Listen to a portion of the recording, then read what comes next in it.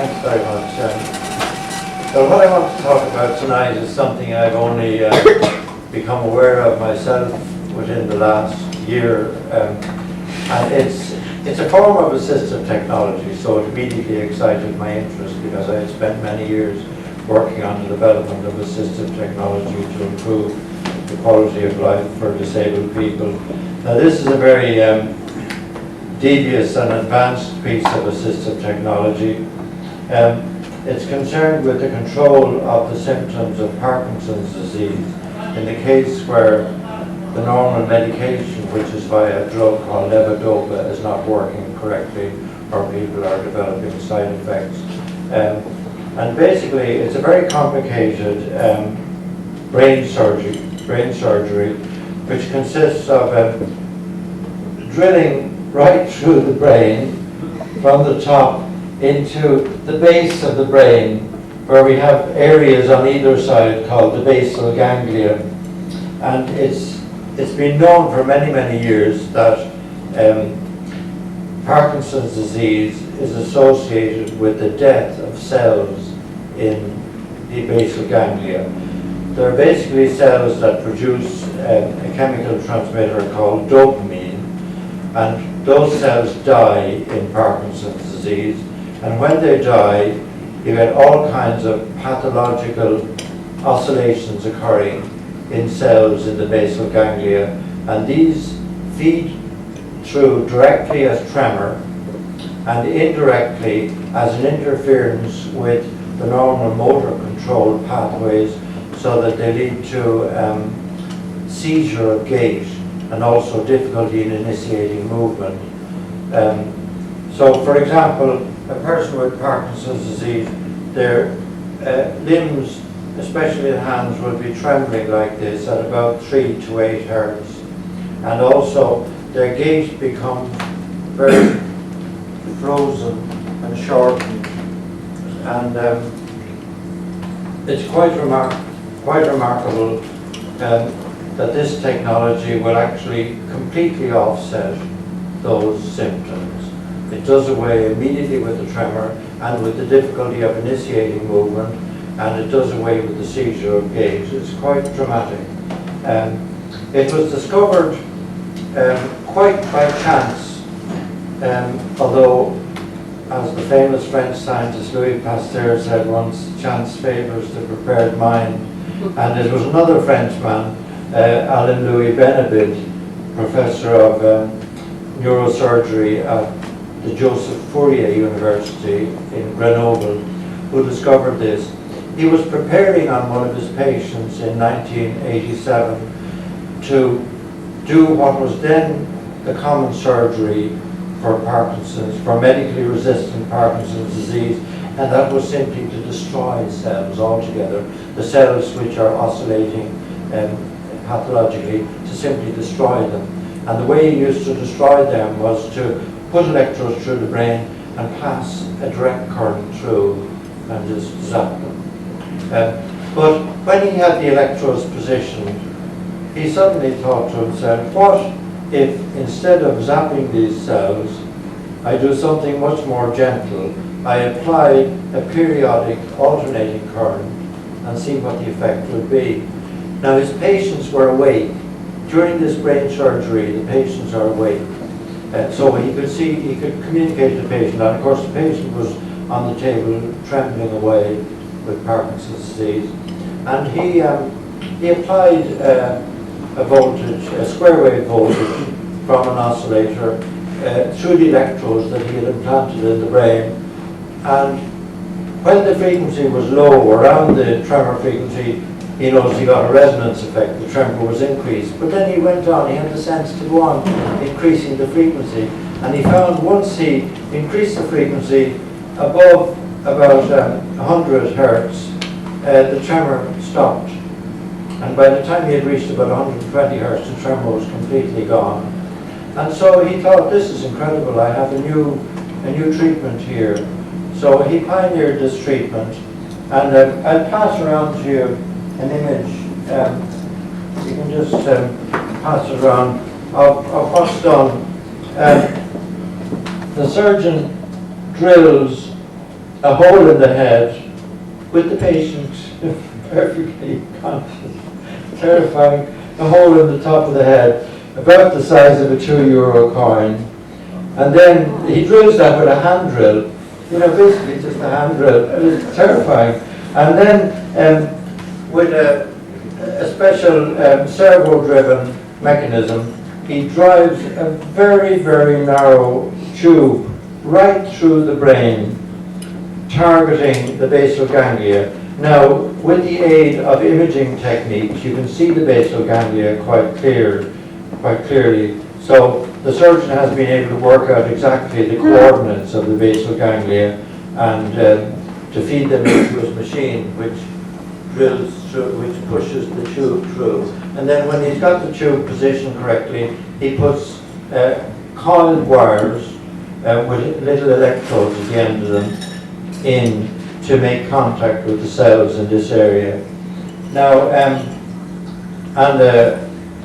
provided he's got the right frequency and the right voltage, he can stop the tremor. Then when he's convinced that it's going to work, he puts the patient to sleep. And then he actually opens the patient along the scalp and along the neck and down here, and he implants stimulator down here, just in the chest, and the leads are going up through the neck, and they connect with a little junction box, which is just where he made the €2 sized hole originally. Just like nowadays, just like we can control our televisions or other devices at home, the surgeon can control the settings of the stimulator by a little electronic control box. He can set the frequency and the amplitude and the mark space ratio and things like that, you know, other parameters to do. And he can, a few days after the operation, normally when the patient has somewhat recovered from the trauma, the surgeon will come and will try and tune the stimulator waveform to get best relief from the symptoms. And it's quite dramatic. I have little videos here of the dramatic effect of the switching on the stimulator.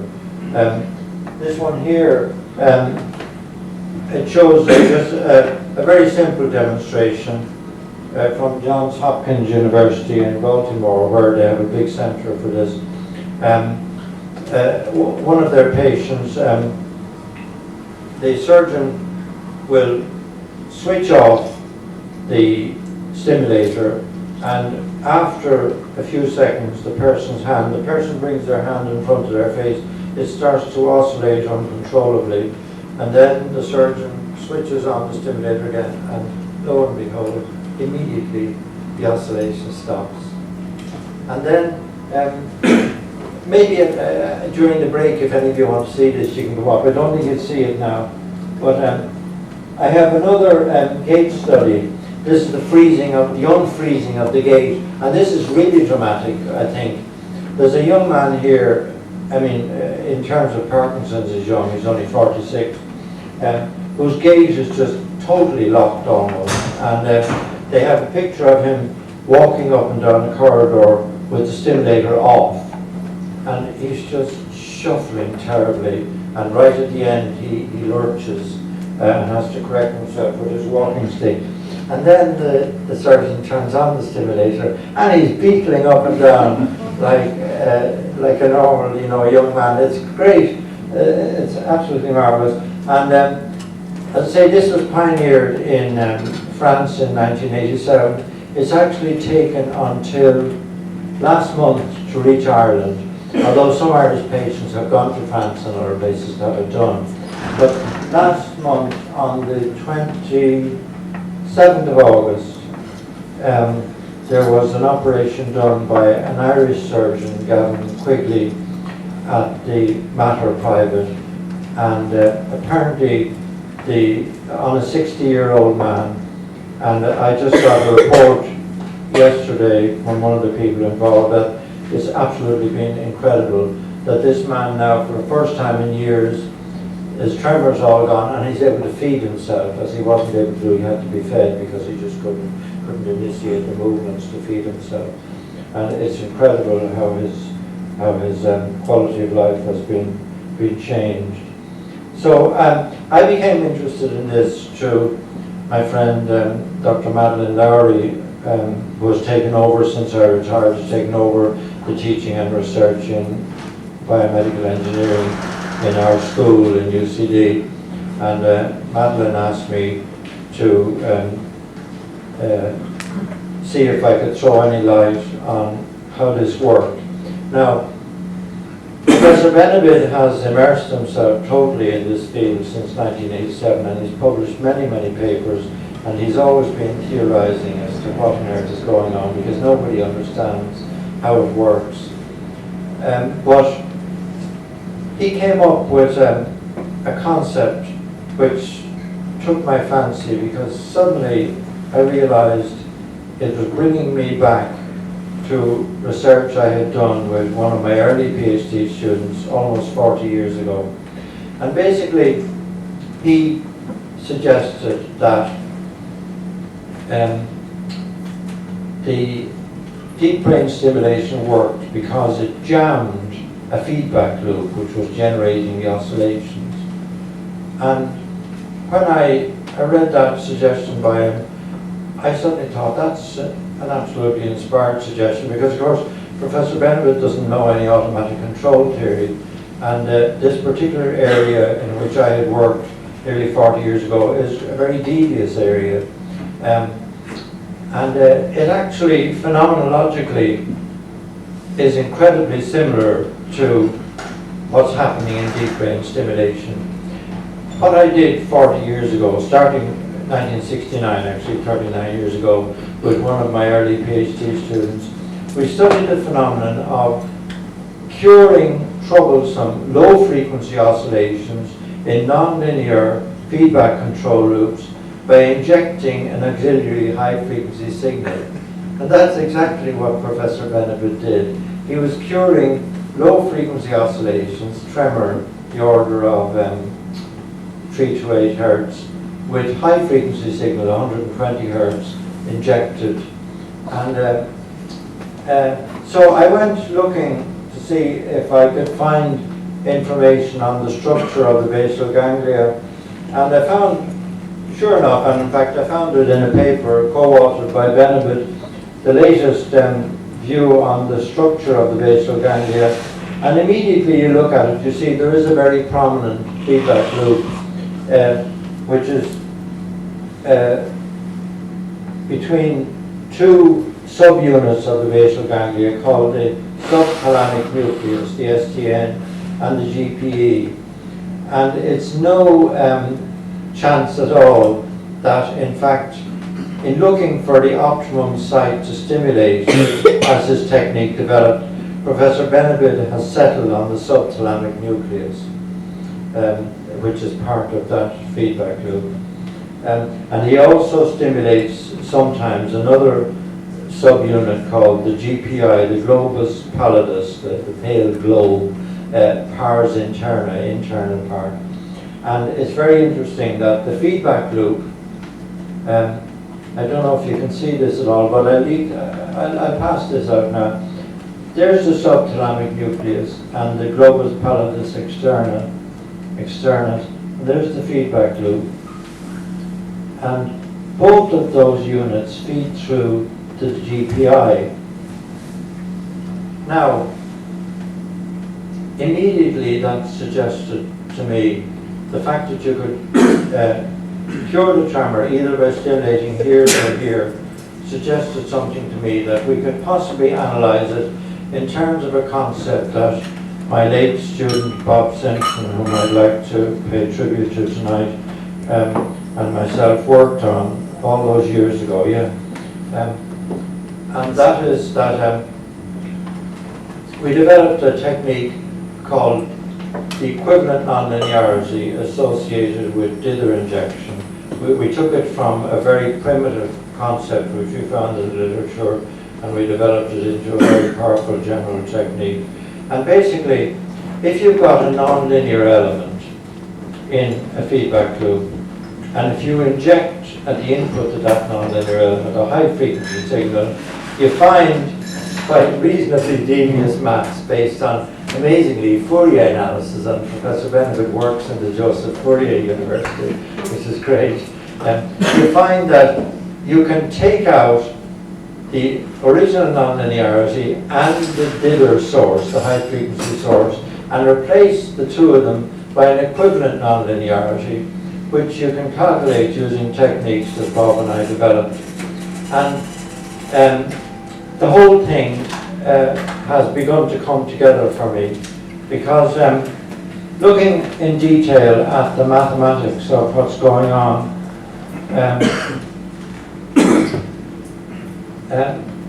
Madeline actually discovered in reading the physiological literature this particularly significant point, that here's the region where the dopamine cells are located, the substantia nigra, the black substance, pars compacta, compact par.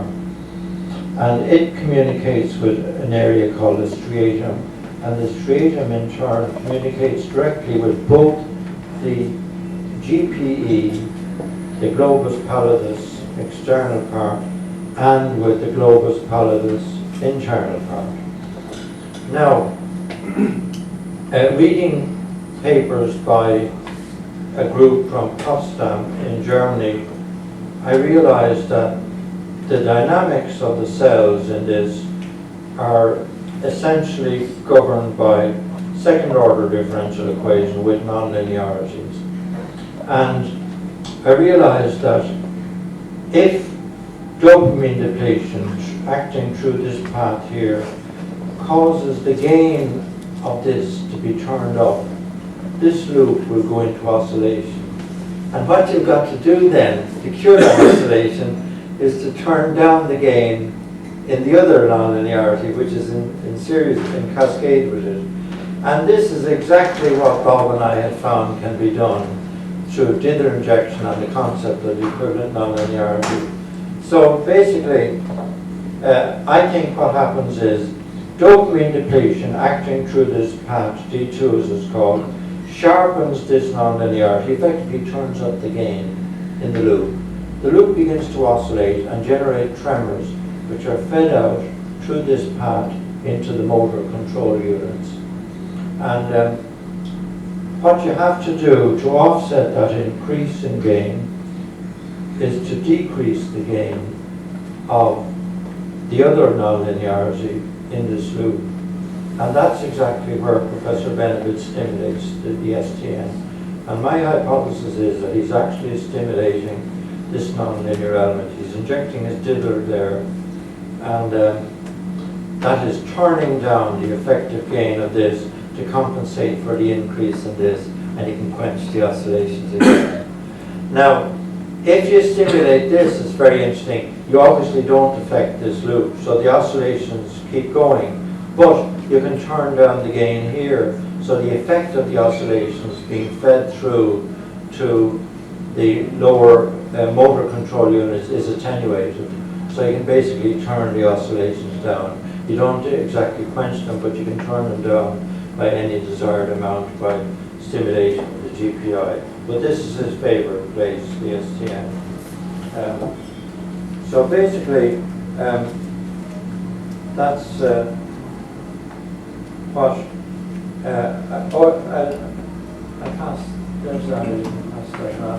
That's just to show you the layout of the effective units that are involved, implicated in this phenomenon. Oh, incidentally, there's Professor Benefit's picture. Yeah, I think it's only fair to give him credit.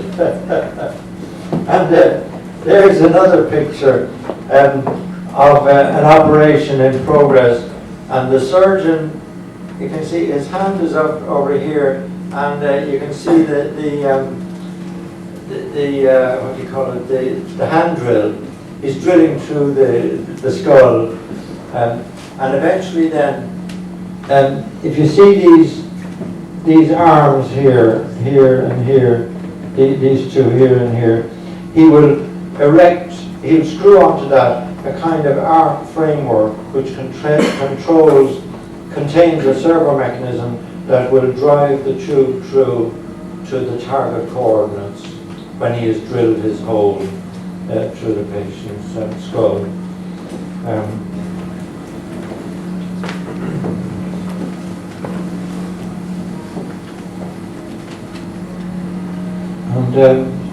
Now, I've almost had my 20 minutes. I wonder if there's anything dramatic I have forgotten to say.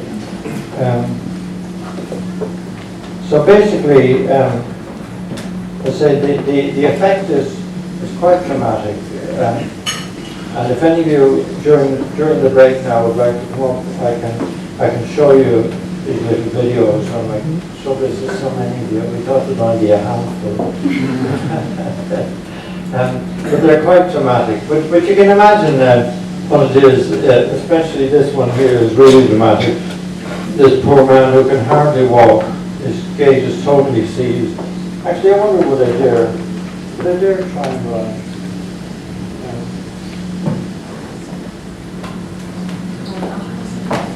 Can you see that at all? I don't know. Oh gosh, I don't know. It's probably not possible. They're putting you with the back. Yeah, no. But this is a young man of 46, and you can see he can hardly walk. His gait is completely frozen. And then you'll see the absolutely dramatic effect when the stimulator is turned on in the next little video. He just beetles up and down the corridor at a great rate. Can any of you see that? No? Yeah.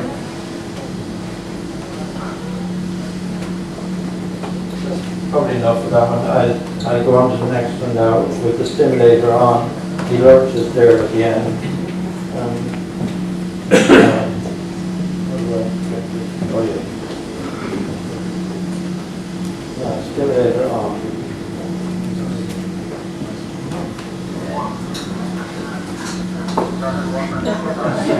It's just breathing up and down, isn't it great?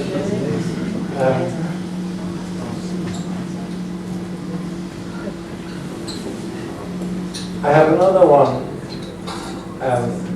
on my computer of a young girl who must be only in her 30s to judge by her appearance, and she was totally destroyed by Parkinson's.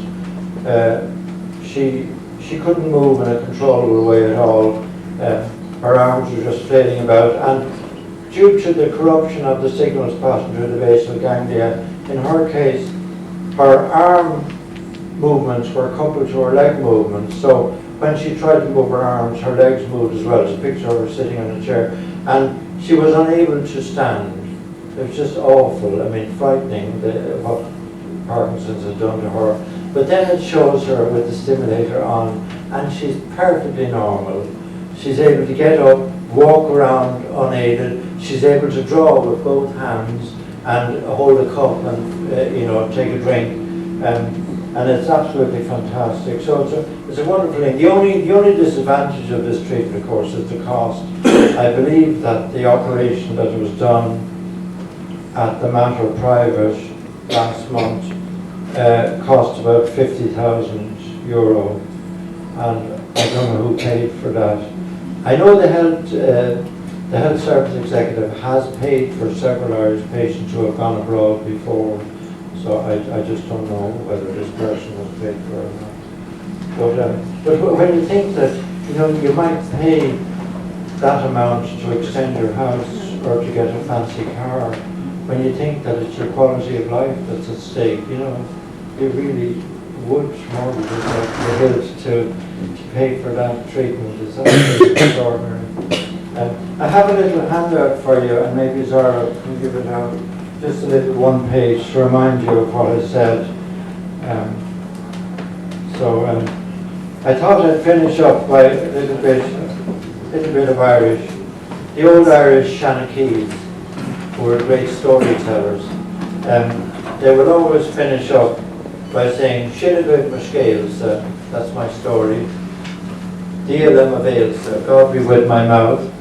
"Agus Montaw Bregan Bia," if there's a lie in it, let there be. So if I've told you lies, just that, that's all I can do.